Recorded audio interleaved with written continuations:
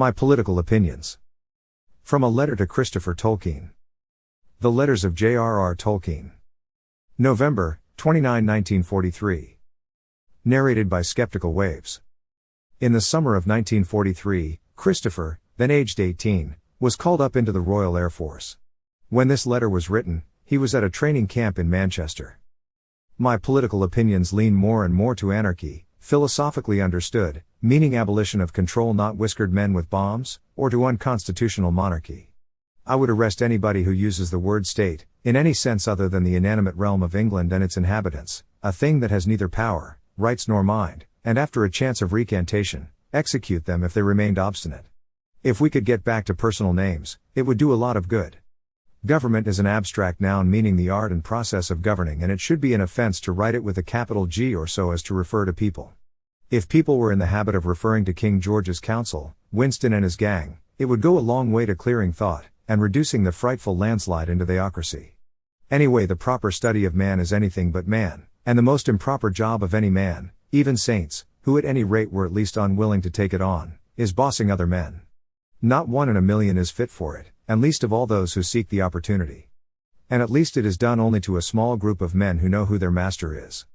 The medievals were only too right in taking nolo episcopari as the best reason a man could give to others for making him a bishop. Give me a king whose chief interest in life is stamps, railways, or racehorses, and who has the power to sack his vizier, or whatever you care to call him, if he does not like the cut of his trousers.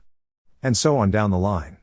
But, of course, the fatal weakness of all that, after all only the fatal weakness of all good natural things in a bad corrupt unnatural world, is that it works and has worked only when all the world is messing along in the same good old inefficient human way.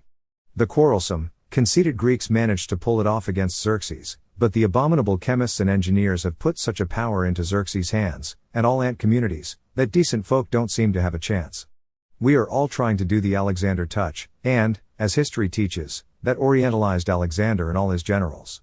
The poor boob fancied, or liked people to fancy, he was the son of Dionysus, and died of drink.